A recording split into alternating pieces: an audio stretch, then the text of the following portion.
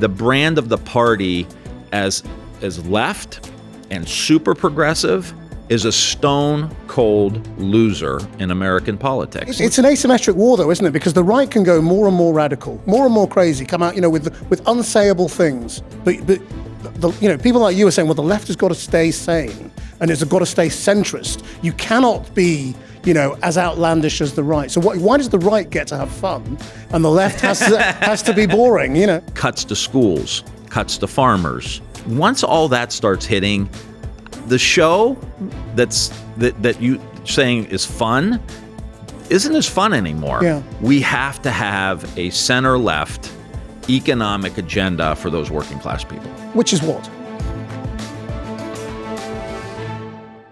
Hello and welcome to The Forecast. In America, the Democrats are in crisis, leaderless, divided and drifting after Trump's return to power. On the left, AOC, Bernie Sanders, and the Democrats' New York mayoral candidate, Zohran Mamdani, are seizing the moment. But is their radicalism the way to beat Trump's Maga bandwagon? Or will they end up alienating the majority of working-class America? Tim Ryan is the former Ohio Congressman who stood for the Senate but lost to JD Vance. He also threw his hat in the ring for the Democrats' presidential nomination when Joe Biden won it. He's on what you might call the center, or perhaps the center-right of his party, and wants to haul it back to what he sees as the central concerns of working-class voters, their cost of living and the fairness of the system, as well as working with business, not against it. What he sometimes calls more of a Bill Clinton style. Is that the answer to a Democrat resurrection? Tim Ryan, welcome. Thank you. First of all, how sure are you that the American Constitution and democracy is safe so that there's going to be an election for you to win? Yeah, I think the system is very resilient. This is, by all accounts, is a stress test for our democracy. But I think it's strong. I think it will withhold. There have been court rulings that push back on some of the things that the president wants to do with really expanding executive power and going against Congress and going against laws. So he has some wins. There's no doubt that the executive branch is becoming more powerful. But I think the system will survive. Do you think he's fundamentally changed the way America will be governed now? His use of executive orders, his basic sort of... Yeah, I think so. I think there's been more of a consolidation of power, but he's a very, very unique character in our political system in a lot of different ways. The way he's been able to assemble a coalition within the Republican Party of moderates, of defense hawks, of budget cutters and deficit hawks, even though they're blowing up the deficit. Yeah. He's still able to keep that coalition together. I don't think it will stay together when he's gone. I think it will fracture. Why are people who disagree with him supporting him? Is it fear? Yeah, it's fear. They're afraid that he will support somebody in a Republican primary and they will lose because he is that powerful. He's that powerful within the Republican Party. Now, it's important for people to remember, 57% of the American people still think the country's on the wrong track. So it's not like the entire country's enamored with him. He's able to control the Republican Party. Why do you think he is able to sort of buck the political trend, if you like? In this country, the cost of living is still so central.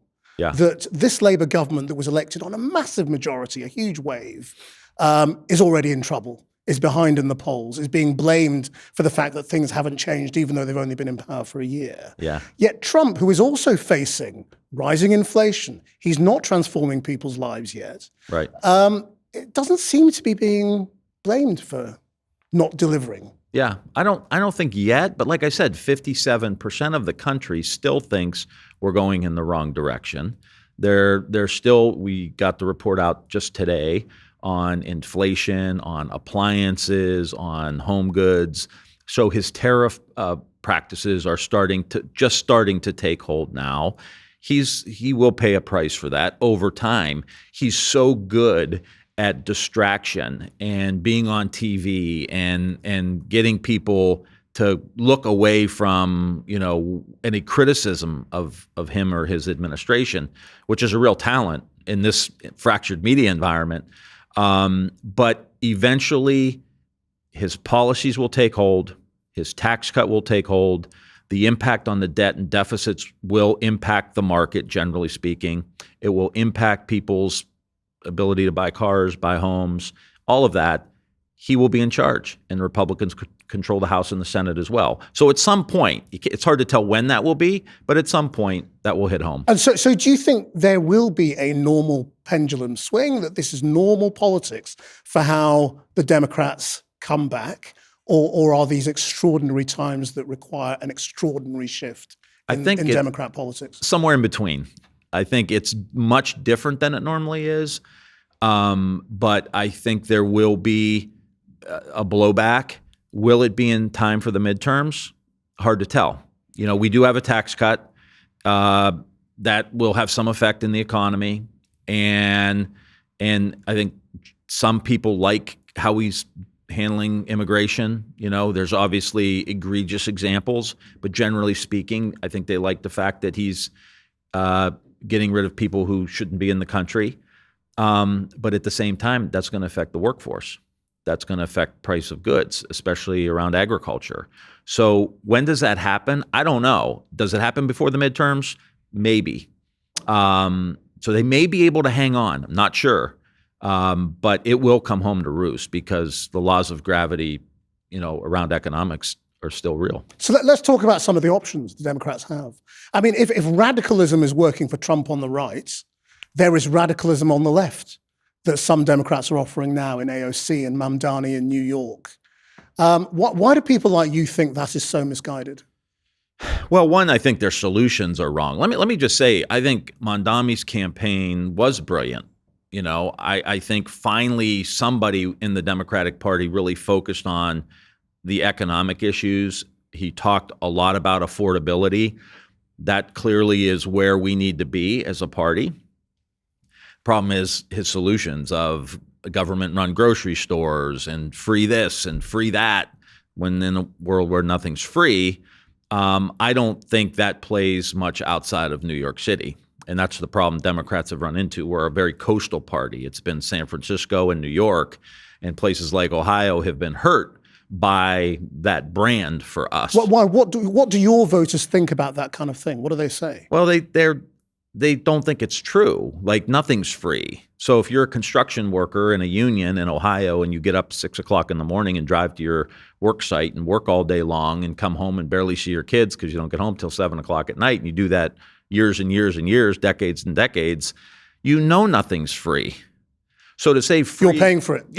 They're paying for it. And that's where the Democratic brand has really hurt us. I mean, we lost Pennsylvania in the presidential race, which is a Midwestern state, basically, and the senator there lost. We lost Ohio, and the Democratic senator there lost. We lost John Tester out in Montana, kind of a working class Democrat. The brand of the party as left and super progressive is a stone cold loser in American politics. Well, we've seen that before, haven't we, with Reagan? Yeah, I mean, you just can't. That's why Bill Clinton even emerged. After 12 years of us being super liberal and focused on culture issues, we lost working class people. And when it first started in 2016, a lot of people said, well, the Democrats lost white working class people. But then in 2016, 20, and then 24, Trump did better with Latinos, and he did better with black voters. Now imagine the way he talks about immigration, and yet his numbers among Latino voters go up. Why? Because it's not a monolithic group. It's a group that votes economics. They see Democrats as cultural and not in touch with working people, regardless of their color. And they didn't necessarily love Trump. Again, he's 57%. People still disapprove. But they thought he was a better economic alternative because of inflation and cost of goods and all of that. So going left will be a gift to the Republicans. Well, Trump's pretty good at this. And so when he saw Mamdani won, the Republicans went crazy, happily. Like, okay, this is great, because Chuck Schumer is from New York. Our leader in the House, Hakeem Jeffries, he's from New York. So now our entire national leadership is now caught in a mayoral race in which the turnout wasn't huge. And so it was a small sliver of New York City. voted for Democratic Socialist, and now it's become part of the national brand, and the Republicans love that, which is why I'm doing the work I'm doing with Progressive Policy Institute and others. We have to have a center-left economic agenda for those working class people. Which is what? Well, which is not just redistribution. It's about trying to actually grow the pie, invest into skills development. I think that, Biden's big plan was to forgive student loans, and everyone should go to college, basically. And that, again, a lot of working class people reject that premise. How do we invest into skills, invest into apprenticeships, embrace AI, embrace the blockchain, and the kind of things coming out of the technologies coming out of the crypto industry? Embrace those. Embrace the ideas around healthcare and healthy living and preventative medicine, reforming government. It's not a chainsaw on a stage with Elon Musk saying we're going to just cut this thing. It's about how do we modernize, how do we develop America 2.0 with these technologies around healthcare, education, all of the rest. That, to me, I think, is where the American people are, and that's how you get growth that kind of lifts everybody else up. Again, investments in the infrastructure, into our schools, and new ways of teaching our kids, those kind of things. And I think if you put that up against Trump, that's a more thoughtful, realistic, and then don't forget, balance the budget, which you really never hear about on the left, and being responsible. Now you start to have some appeal to those independent voters that pay attention and are concerned about the debt and deficits as well. Isn't that what Biden did in 2020? He offered calm, he offered intelligence, he offered, some thoughts about, working class Americans, the cost of living, all the things that people cared about. Yeah, in 2020. And it didn't work. No, it worked. It worked in 2020. The problem was he gave the keys to the car to Elizabeth Warren and the left on a variety of issues, and more spending, no balanced budgets. We were running deficits too, bigger than we should have been. That was part of the problem. Wading into a lot of the culture wars, the student loan thing was really a big thing of like kind of disenfranchising working people by saying, we're going to take your tax dollars, the construction worker I was talking about, or the retail, mom that's out there working a second job. We're going to take your tax dollars and we're going to pay it for some kid who went to college. Those kind of decisions really hurt Biden. What else hurt Biden was his health, his inability to articulate what I thought were some really good things that he did, like the CHIPS Act, where we are incentivizing chip manufacturing, really advanced high-end manufacturing that we should be doing in the United States. The infrastructure bill. Trump had infrastructure week 200 weeks in a row in his first presidency, never got it done. We were able to get that done. The Inflation Reduction Act, investments in wind and solar, next generation of energy. Those are good things, but he could never, because you didn't get the credit for it. Well, he couldn't go out and campaign on it. Like he could not go to a rally. He could not go do press events and articulate the significance of actually having an industrial policy in the United States. And so the Joe Biden of 2020, who we were lucky he won, that brand was gone. But do you think anyone can really win on complex economic answers when you've got the other side waging culture war? Yeah, I do. I mean, I don't think it's that complicated to say, we should ask the wealthiest to pay a little bit more, not because we hate them, but because they've been doing really, really well. I mean, there's a huge concentration of wealth, and that we should reform these broken systems that are driving people crazy, around, credit card fees and banking fees, and the inability of the government actually to provide services to people, whether it's healthcare, education, or getting a driver's license, makes people mad, like crazy mad. And so I think wading into that and saying we can do better, and here are some ideas that we have, I think people don't give the American people enough credit. Because the question is, do long-term ideas win elections now? Or does everything have to be tomorrow and immediate and disruption now?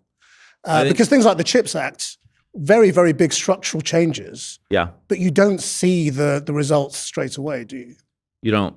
No, you don't. Well, you see the construction jobs happening, But again, leaders have to lead, and not having Biden able to go out and make that case really hurt us, like really hurt the Democrats, because he could have went out and said, I know we're not there yet, but we're reindustrializing. It took 40 years for us to get to this point of, globalization and automation. And finally, we got a policy. I need you to hang with me a little bit. We're getting there. We're going to rebuild the country, infrastructure, wind, solar, chips, that to me Bill Clinton could have sold that. Barack Obama could have sold that. Trump could have sold that. I mean, Ronald Reagan could have sold that. Yeah. Joe Biden was not capable. So you are saying it's not so much about the substance of what Democrats were doing in power. It's about the candidate. It's about the charisma of the candidate and their ability to win. That hurt us because we had a void. And when you have a void and no message, and you gave the keys to, the left and the progressives, we became defined that way. And that brand took down Sherrod Brown as a senator in Ohio, and Bob Casey, who was in Pennsylvania, and John Tester, and didn't allow us to win the House back because of that national brand.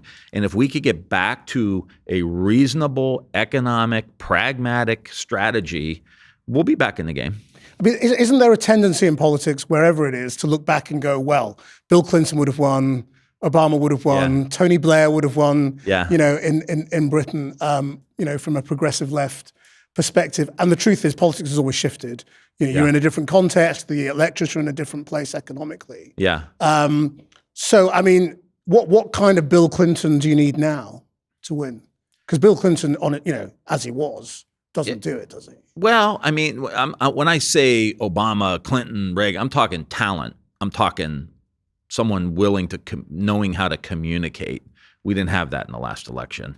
And so if we have someone who's willing to – now, you can't communicate democratic socialism in any way, shape, or form in the United States and win Pennsylvania, Michigan, Wisconsin, Arizona, North Carolina. Like, that's not going to happen. You can't win voters saying we're going to take from you and, everything's free. Not going to happen. And so someone who can articulate the kind of pragmatic economic strategies that have been shown to work. I mean, when Bill Clinton came in, everybody's income was going up. The poor, the middle class, the wealthy made more money. There's a way to do this. I sense an exhaustion in America. There's an exhausted majority, and a lot of that exhausted majority was so repelled by what the Democrats were offering that they just went with Trump. And now look, they're still 57% aren't satisfied. So there's a number of people in there who, if you offer them that, take the temperature down. James Carville, who was Bill Clinton's guy, used to say, he was from Louisiana, he used to say, you need to explain it to them. You got to explain to people what you're doing. And I think I've watched Bill Clinton do this in a room full of 1,500 working class people, and they're hanging on every word he says as he's like explaining interest rates and how the hikes are affecting your ability to buy a freezer, on low interest. That's the kind of breakdown I think the people are looking for. Teach them what's going on. Tell them what's happening. So how do you find that person? Well, the primary process usually is a pretty good way of doing that. I mean, again, the problem that we had is that we had people who wanted to run against Biden in a primary, and they basically rigged the primary. I mean, they got, New Hampshire was always the first state in America, and then it was New Hampshire, then South Carolina, but the Biden team switched it to go right to South Carolina. And then they wouldn't let anybody debate. Now, RFK Jr., you could say whatever you want about him, okay? This is Bobby Kennedy's son, right? This is American royalty's son. Couldn't get a debate with the president in a Democratic primary because they cancel all the debates. So you switch the primary and no debates. So that process that would have produced, other people would have gotten in. I mean, everybody saw it was getting rigged. A lot of people would have got in. That process for us usually produces some pretty good candidates. So you think the same process would again? Yeah, I do. I think if you go back to New Hampshire, South Carolina, you get working class kind of whites in New Hampshire, you get working class blacks in South Carolina, you go out to Nevada, you get working class Latinos. I think that process, and then you go to Michigan, which is industrial Midwest, kind of, multicultural. I think that process right there is a pretty good one to kind of vet any candidate to come out of that. And I think a candidate that can survive that and come out of that would be a pretty doggone good candidate for us. I mean, isn't there a danger that a primary process will become a competition for who can condemn Trump the most, who can be the most radical? It could push all the candidates into more left-wing positions. Potentially. We were worried about that with Biden in 20. Yeah. And Biden was kind of the moderate in that group. He ended up winning. Bill Clinton, same way, took on a lot of the more progressive people and came out of it the same way. And so I think the Democrats, rank and file Democrats, are pretty level-headed. They're pretty, the rank and file. They're pretty good at figuring out we like this person to go and take on whatever MAGA looks like at that point. And does it have to be somebody from the middle of America?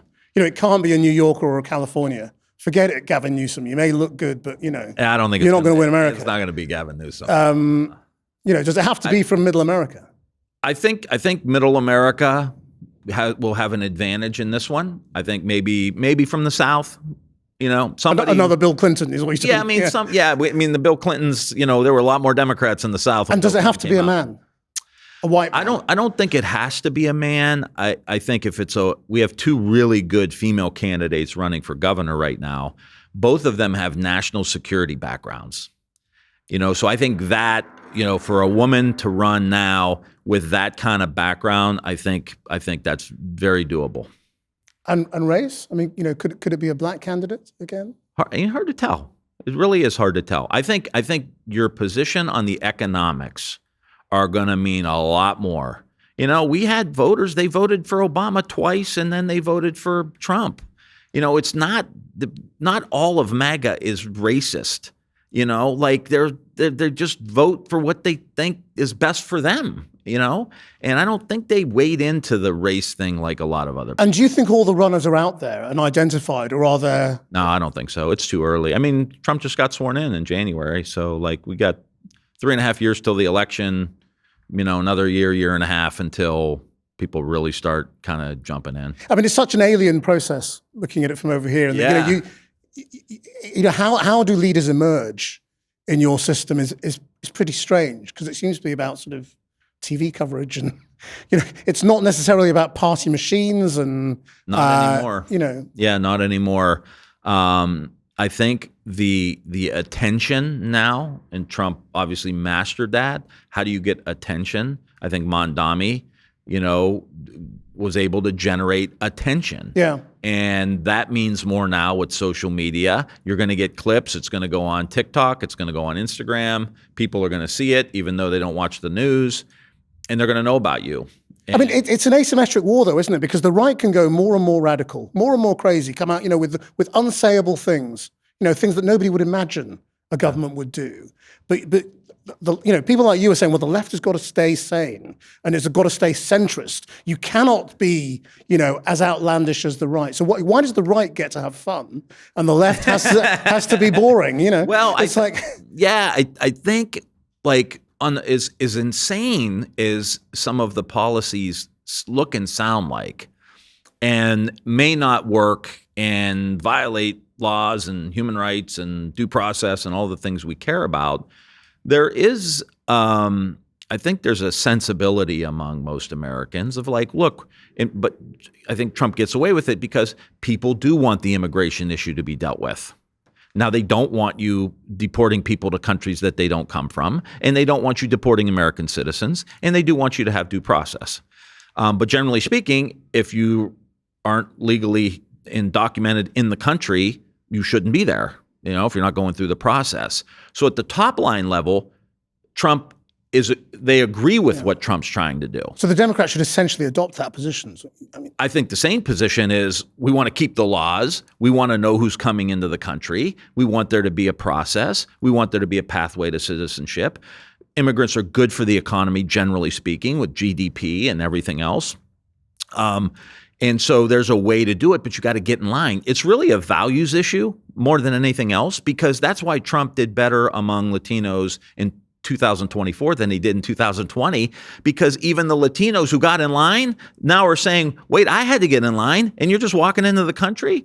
And then the blowback of, they shipped a lot of these immigrants to New York City, and they were getting put up in a hotel and they were getting $1,000 food card.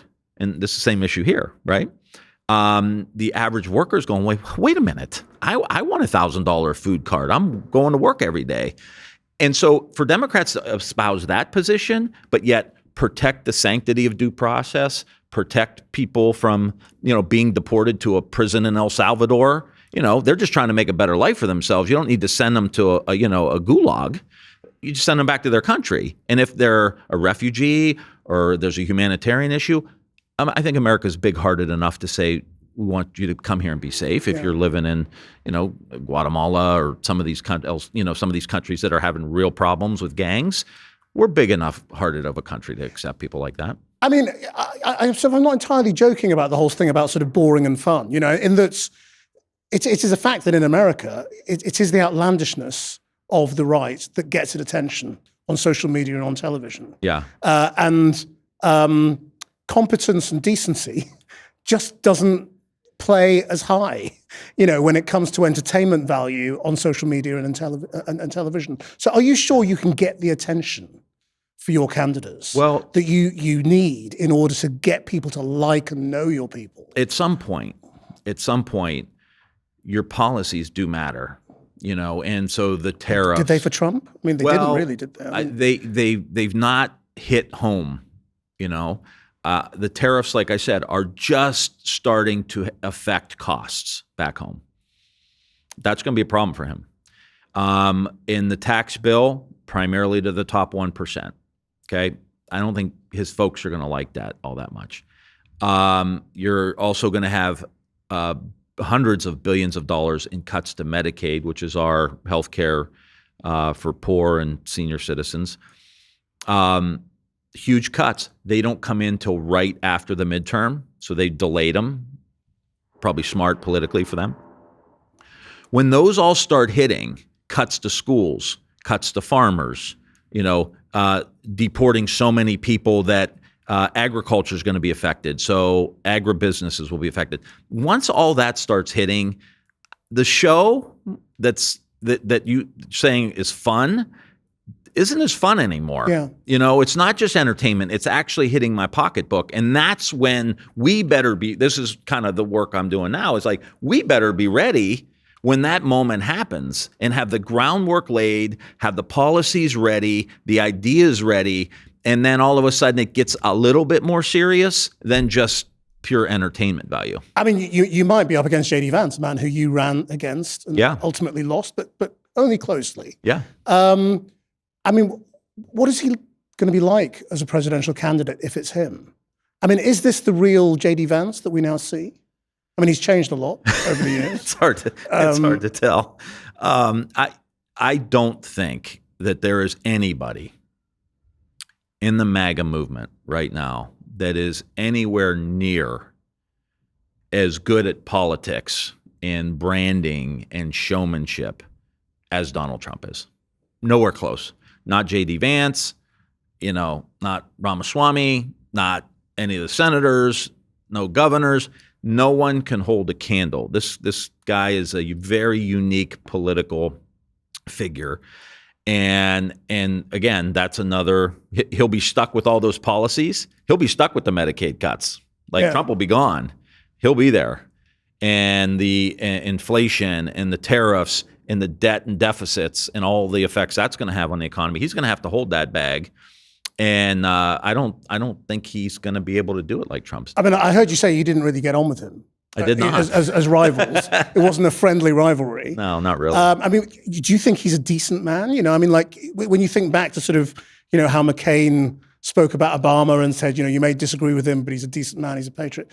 Can you say that about JD Vance, or do you think he's a different breed? I mean, I'm not here to trash the vice president personally. I completely disagree with how he's handled himself, and I think he's very talented in the sense that he tries to provide some kind of intellectual framework to Trumpism, when again Trump is out there just kind of doing his thing. And so in that regard, he tries to make it okay with some of the stuff that is not okay. And so I just really disagree with that. I don't think it's good for the American people for us to call each other names. I think that's going to be another thing that we're all exhausted with. Like, okay, I played a lot of sports growing up. I didn't necessarily like the people I played against. I had disagreements with them for whatever reason. And you shake their hand before the game and you shake their hand after the game and you play by the rules during the game and go about your life. Yeah. I feel like that's kind of how people want politics to, operate again.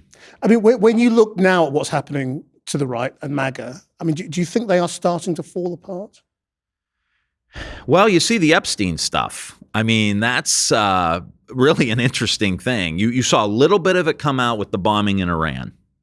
You saw Steve Bannon and Tucker Carlson and these guys really start to kind of chip away a little bit and say, what's going on here? But then it died down. And now you've got the whole conspiracy around the Epstein's file, like that Trump kind of got, He pumped it. He pumped it, right? So now you're getting hoisted by your own petard, I guess they say. And so this is going to be interesting to watch because it doesn't seem like the base of his party really wants to let this go. So it'll be interesting to see how it plays out. And that could be like a beginning. And then I think the debt and deficit guys, there are some sincere guys. I served in Congress for 20 years with them, very concerned about the national debt, very concerned about the deficits that we're running. Yeah. And what Trump calls the big, beautiful bill. Right. Yeah. And that's just going to make it worse. They got put in the line to vote for that because, again, they didn't want a primary. But there are some sincere guys. So when Trump's gone, that's going to be a faction. The defense hawks will be a faction. The moderate Republicans who are, pro-women's rights, pro-gay rights, that'll be a faction. I think this thing all just fractures out. What do you think the Epstein row tells us about the MAGA base? That they may be mustering the courage to call the president out if they think he's being insincere. Because a lot of these folks really believe what he says. I mean, I clearly don't. I think there's a lot of people who don't. Even people who voted for him are like, he's just being Trump, Yeah. I think there are a lot of people who really believe that he, like with the Epstein thing, he was going to be the guy who was going to, unleash this and let everybody see it and provide transparency. He was the guy who was going to go into the deep state, and we're going to know about Kennedy and we're going to know about Martin Luther King and we're going to know about all these things and the CIA and all the kind of history that we have in our country. He was supposed to be the guy that was going to unveil all that. So is it the first example, I suppose, of if you promise change, you've got to deliver it, or you will be turned on by your own supporters? Yeah, I mean, especially if you get conspiracy theorists like believing you. They'll be quick to turn on you because now you may be part of the conspiracy. I think they may be quicker to say. It's interesting that this conspiracy theory, if it is a theory, who knows? I mean, I don't know what's going on, but that those are the first people to say you're lying about this. I mean, do you think the Democrats should attack Trump more for his own relationship with Epstein? I mean, if any politician had a long-running relationship with Epstein, it was Trump. I don't, because I think those folks will. Leave it to them. Leave it to them. We have to get back on an economic message. We've tried being 100% anti-Trump. We can have an opinion about it. Of course, it's disgusting if he has anything to do with it. We need to take action. Of course, that's going to be our position. But we spent 16, 20, and 24. All we did was talk about Trump. Biden was barely able to slide by in 20 because of the pandemic. And he wasn't able to be out campaigning either. He really benefited from that as well. Barely beat him in 20. And each time we just talked about him. American people want to know what we're for. And so I think going down that rabbit hole, that will take care of itself. The media will take care of that. We could maybe do a couple things here or there to state our position. But that can't dominate. So again, culture war works for them, but it doesn't work for Democrats as well. Well, it works for them because a lot of the sides of the culture war, when you talk about trans rights or something, they're in the majority of opinion. But here's the thing that's really interesting about, we don't have to change our positions on things. So I'm not advocating that we should be anti-women's rights or we should turn on the gay rights community. I don't say that at all. we can keep our positions. The problem is we've prioritized those. So those become the lead positions. Like the national brand of Democrats is that's all we want to talk about. And so we've got to front load the economic stuff, because when you walk into a room in Youngstown, Ohio, if there's 100 people there, 100 of them, their first 7 to 10 issues are all economic. Their mortgage, their rent, their prescription drug costs, their local taxes, whatever, those are mostly economic issues. And if we show up and start talking culture, they think you don't identify with me at all, and you don't understand me, and then they vote for Trump. The fact, and let me just say real quick too, because Republicans bring up the culture wars. The problem is we engage them and go down the rabbit hole with them, and then we look like that's what we want to talk about. We should say, don't take the bait. Don't take the bait and get back. We want to talk about economics. You guys want to talk about that?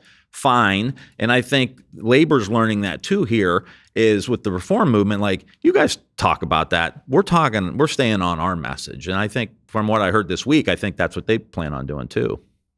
I mean, that's true to an extent, although Labour's been pulled down the immigration, rabbit hole to some degree, and is sort of moving on to that turf. So it's a difficult one to sort of hold your position on, isn't it? Yeah. I mean, your confidence about sort of how winnable the next election is seems to depend on it not being Donald Trump you're facing. Are you 100% certain it won't be? Yeah. That he won't find some way of running again? I don't think so. I don't think it'll be him. And I do think a candidate like the one we're talking about would have beat Trump in 24. If we were talking about the kind of things we're talking about, he was not, the country didn't want Trump or Biden. And so again, the brand of our party had a lot of people go, I don't want to vote for either of these guys, but I'm going to vote for Trump. If we would have had some other candidate, we would have beat Trump 55-45. So again, it's not like the entire country is enamored with him.